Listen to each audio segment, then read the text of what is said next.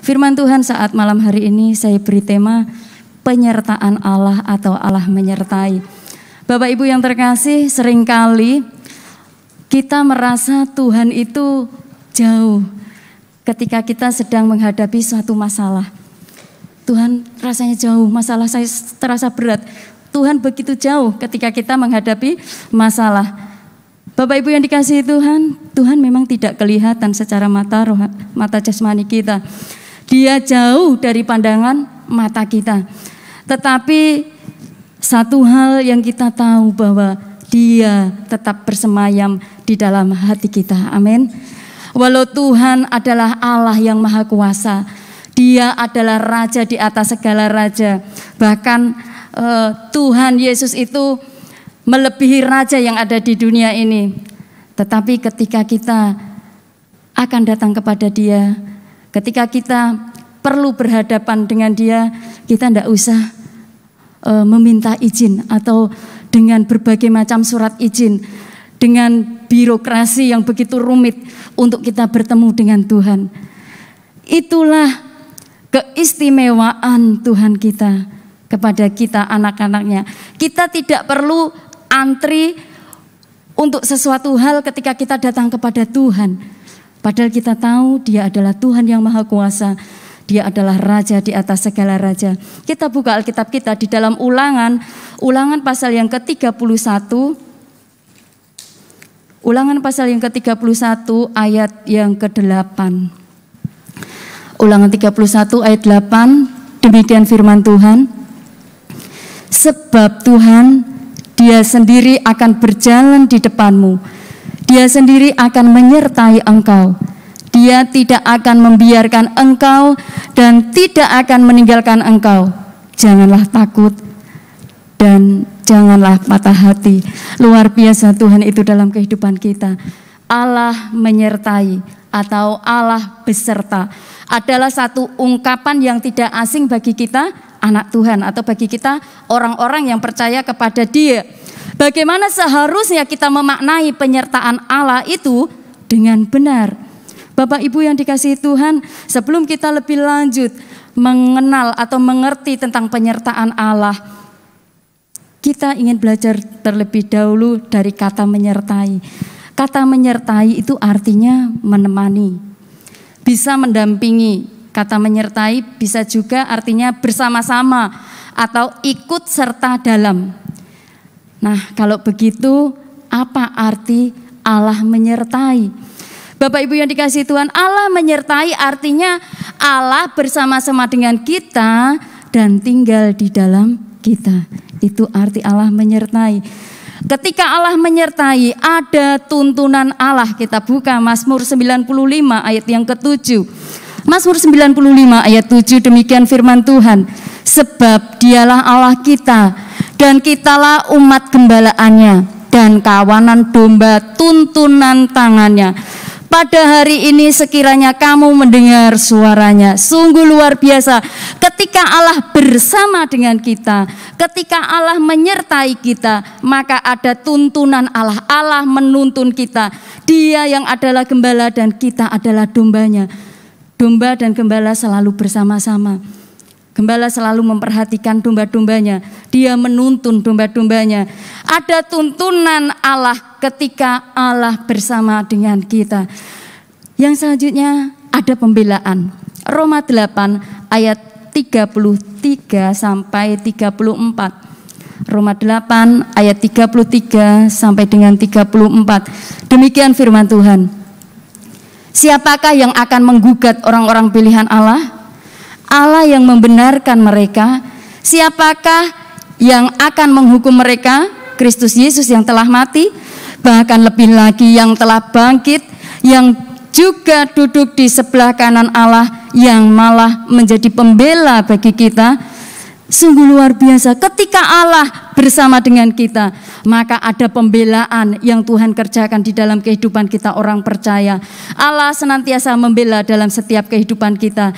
Dan selanjutnya ketika Allah beserta dengan kita, maka ada persediaan.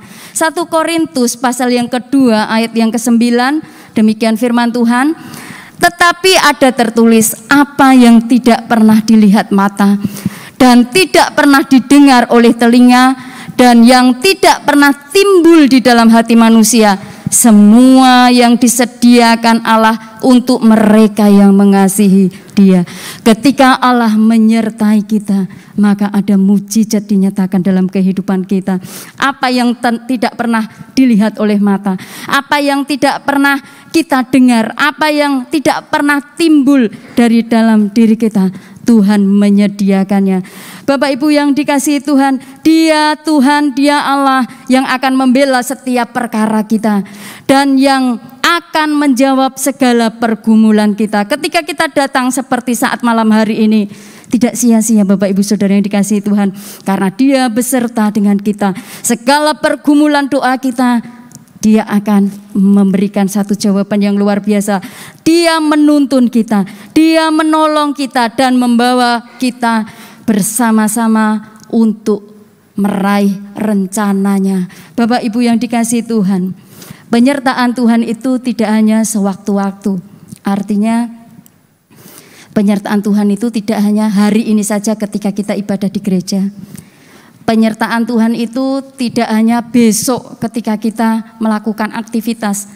Penyertaan Tuhan itu tidak hanya untuk bulan depan atau tahun depan atau tahun-tahun ini saja. Tetapi penyertaan Tuhan itu ada bagi kita. Ketika kita dalam keadaan gembira saja, Tuhan ada menyertai. Bahkan ketika kita dalam keadaan susah sekalipun, Tuhan juga selalu menyertai. Yesaya 41 ayat 10 bagian A di sana dikatakan, janganlah takut sebab aku menyertai engkau. Firman Tuhan memberikan dorongan dan mengingatkan kepada kita umat-umatnya untuk tidak takut. Itu kata firman Tuhan. Mengapa kita diminta untuk jangan takut? Alasannya sangat kuat Bapak Ibu Saudara yang dikasihi Tuhan. Di situ dikatakan ada Tuhan yang beserta dengan kita. Penyertaan dan kehadiran Tuhan itu cukup bagi kita untuk mengalahkan yang namanya rasa takut. Mungkin rasa takut itu terjadi dalam kehidupan kita sebagai orang-orang percaya juga saat-saat ini. Tetapi percayalah, Tuhan berfirman ketika Dia menyertai, Dia berkata jangan takut. Tuhan Yesus juga menegaskan di dalam Matius 28 ayat yang ke-20 bagian B. Di sana dikatakan, dan ketahuilah aku akan menyertai kamu senantiasa sampai kepada akhir zaman. Jadi tidak untuk hari ini saja Tuhan menyertai kita. Tidak untuk besok saja Tuhan menyertai kita. Tidak untuk tahun ini, tahun depan dan tahun selanjutnya. Tetapi sampai akhir zaman. Itu kata firman Tuhan. Bapak Ibu yang dikasihi Tuhan, Yusuf adalah salah satu contoh tokoh Alkitab yang disertai Tuhan. Di mana di dalam kisah Yusuf ini sungguh sangat luar biasa. Seorang muda yang mengalami ujian, cobaan yang sangat berat. Mungkin kita akan bertanya, jika Tuhan memang menyertai Yusuf, maka mengapa Tuhan membiarkan saudara-saudaranya itu membuang dia ke dalam sumur? Jika Tuhan itu menyertai Yusuf, maka mengapa Tuhan membiarkan Yusuf dijual ke Mesir? Jika Tuhan menyertai Yusuf, maka mengapa fitnah istri Potifar berhasil memasukkannya ke dalam penjara? Jika Tuhan menyertai Yusuf, maka mengapa Yusuf harus dipenjara selama 2 tahun? Itu mungkin pertanyaan yang sering kita tanyakan. Katanya Tuhan menyertai, tetapi kok titik-titik. Kita buka Kejadian 39 ayat yang kedua sampai yang ketiga. Kejadian 39 ayat yang kedua sampai yang ketiga. Demikian firman Tuhan. Tetapi Tuhan menyertai Yusuf sehingga ia menjadi seorang yang selalu berhasil dalam pekerjaannya. Kita garis bawahi, ketika Tuhan menyertai, maka ia menjadi seorang yang selalu berhasil dalam pekerjaannya. Maka tinggallah ia di dalam rumah tuannya, orang Mesir itu. Setelah dilihat oleh tuannya bahwa Yusuf disertai Tuhan dan bahwa Tuhan membuat berhasil segala sesuatu yang dikerjakannya. Bapak Ibu yang terkasih, kisah perjalanan Yusuf yang disertai Allah bukan hanya saat Yusuf dalam keadaan baik-baik saja, tetapi Allah menyertai Yusuf bahkan dalam keadaan satu masalah atau ujian yang sangat berat. Allah tetap menyertai Yusuf. Bapak Ibu yang terkasih, tanda penyertaan Tuhan bagi Yusuf dan bagi saya juga saudara bukanlah kelancaran hidup, bukan hanya kenyamanan yang kita rasakan, bukan hanya tidak ada penderitaan. Tuhan menyertai kita. Dan mungkin dalam hidup yang selalu penuh dengan senyum, tidak pernah susah.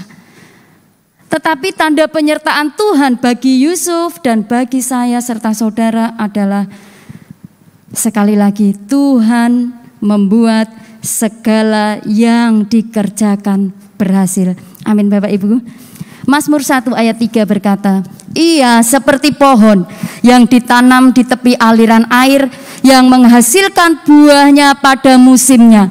Apa saja yang diperbuatnya berhasil.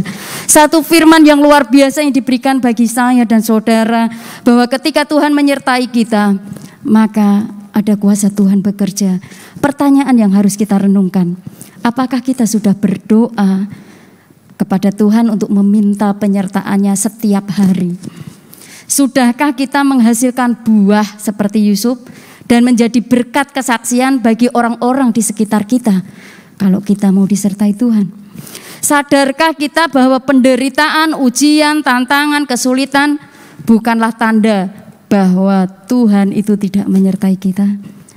Bapak Ibu yang terkasih, belajar dari perjalanan Yusuf ini dapat disimpulkan bahwa Tuhan itu selalu bekerja di dalam segala perkara untuk mendatangkan kebaikan bagi kita semua.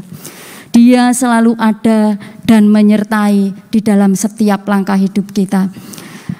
Dan sekarang kita akan belajar, kalau begitu apa yang harus saya lakukan supaya tetap disertai oleh Tuhan. Yang pertama, mendengarkan suara Tuhan dan membuka hati. Wahyu 3 ayat 20. Demikian firman Tuhan, Wahyu 3 ayat 20. Lihat, aku berdiri di muka pintu dan mengetuk. Jika ada orang yang mendengar suaraku dan membukakan pintu, aku akan masuk mendapatkannya dan aku makan bersama-sama dengan dia dan ia bersama-sama dengan aku. Apa yang harus kita lakukan supaya Tuhan itu terus menyertai hidup kita? Yang pertama, mendengar suara Tuhan dan membuka hati. Ketika kita mendengar suara Tuhan, baik itu melalui firman Tuhan, baik itu melalui firman yang kita baca, ataupun melalui hal-hal yang lain yang Tuhan berikan dalam kehidupan kita, Tuhan akan bersama-sama dengan kita. Sekali lagi, arti penyertaan Allah adalah Allah bersama-sama dengan kita. Dan ketika kita melakukan hal ini, kita mendengar suara Tuhan, mau mendengar suara Tuhan dan membuka hati, artinya mau mengoreksi diri, maka Tuhan akan tinggal bersama-sama dengan kita. Sungguh luar biasa. Tuhan katakan bahwa ketika Dia menyertai, Dia akan selalu ada bersama dengan kita. Yang kedua, tetap melekat pada Tuhan. Mazmur 91 ayat yang ke-14 sampai yang ke-15. Demikian firman Tuhan, sungguh hatinya melekat padaku, maka aku akan meluputkannya. Aku akan membentenginya sebab ia mengenal namaku. Bapak Ibu yang dikasihi Tuhan, ketika hati kita melekat kepada Tuhan, maka Tuhan mengenal kita dan kita mengenal Dia. Artinya Dia tinggal bersama dengan kita. Dia bersama-sama dengan kita. Dan di ayat selanjutnya dikatakan, bila ia berseru kepadaku, aku akan menjawab. Aku akan menyertai dia dalam kesesakan. Aku akan meluputkannya dan memuliakannya. Ketika kita melekat kepada Tuhan, berarti Tuhan ada bersama dengan kita.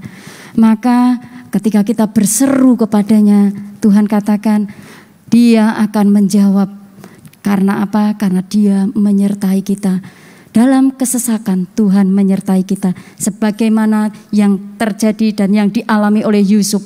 Yusuf hidup dalam kesesakan dan Tuhan menyertai sampai dia berhasil. Bapak Ibu yang dikasihi Tuhan, hal yang ketiga, hidupnya berkenan kepada Tuhan. Hidup berkenan kepada Tuhan. Mazmur pasal yang ke-37 ayat yang ke-23 sampai dengan 24. Demikian firman Tuhan. Tuhan menetapkan langkah-langkah orang yang hidupnya berkenan kepadanya. Apabila ia jatuh, tidaklah sampai tergeletak, sebab Tuhan menopang tangannya. Bapak Ibu yang dikasihi Tuhan, ketika Tuhan beserta dengan kita, ketika Tuhan bersama-sama dengan kita, orang yang bersama-sama dengan kita, ketika kita mengalami jatuh, Dia akan mengangkat kita, menolong kita, menopang kita. Demikian juga dengan Tuhan. Ketika hidup kita berkenan kepada Tuhan dan Tuhan berkenan dengan hidup kita, Dia akan tinggal bersama dengan kita. Dia menyertai kita. Maka ketika kita jatuh, Tuhan tidak akan membiarkan kita tergeletak, tetapi Tuhan akan menopang tangan kita. Tuhan akan memberikan kekuatan. Tuhan akan memberikan pertolongan kepada kita. Yang keempat, memiliki iman yang kuat dan tidak tawar hati. Yosua pasal yang pertama ayat yang ke-9. Yosua pertama ayat yang ke-9, demikian firman Tuhan. Bukankah telah kuperintahkan kepadamu, kuatkan dan teguhkanlah hatimu. Jangan kecut dan tawar hati. Bapak Ibu Saudara yang dikasihi Tuhan, di sini firman Tuhan mengatakan kepada kita, kuatkan dan teguhkanlah hatimu. Jangan kecut dan tawar hati. Sebab Tuhan Allahmu menyertai engkau kemanapun engkau pergi. Ketika kita memiliki iman yang kuat dan tidak tawar hati, tidak bimbang, maka Tuhan akan menyertai kita kemanapun kita pergi. Artinya ketika kita dalam keadaan terpuruk sekalipun, Tuhan ada bersama dengan kita. Dia akan memberikan jalan keluar dan Dia tidak akan pernah membiarkan kita. Yang kelima, apa yang harus kita lakukan supaya Tuhan itu tetap menyertai hidup kita? Yang kelima, mencukupkan diri dan selalu bersyukur. Ibrani 13 ayat yang kelima, demikian firman Tuhan. Janganlah kamu menjadi hamba uang dan cukupkanlah dirimu dengan apa yang ada padamu. Karena Allah telah berfirman, aku sekali-kali tidak akan membiarkan engkau dan aku sekali-kali tidak akan meninggalkan engkau. Luar biasa, Allah tetap menyertai kita. Karena apa? Karena Dia sekali-kali tidak akan meninggalkan kita dan Dia sekali-kali tidak akan membiarkan kita. Jikalau kita hidup sesuai dengan kehendaknya, kita tidak menjadi hamba uang, kita tetap mencukupkan diri dengan apa yang ada dalam diri kita. Firman ini mengingatkan kepada kita untuk kita tidak menjadi hamba uang, tetapi untuk mencukupkan diri kita dengan apa yang ada pada diri kita. Hal ini juga berarti bahwa kita harus selalu bersyukur, mensyukuri apa yang Tuhan sudah beri di dalam kehidupan kita. Tuhan sudah memiliki takaran masing-masing dalam kehidupan kita. Sehingga apapun yang kita terima, Tuhan menginginkan dan Tuhan menginginkan kita untuk selalu bersyukur. Bapak Ibu Saudara yang terkasih, malam hari ini Tuhan berfirman kepada kita semua bahwa Dia menyertai kita bukan hanya hari ini saja, tetapi firman Tuhan katakan sampai kepada akhir zaman. Asalkan hidup kita sesuai dengan apa yang dikehendaki Tuhan. Tuhan Yesus memberkati, maju terus di dalam Tuhan, dan Tuhan senantiasa menyertai kita sampai kepada akhir zaman.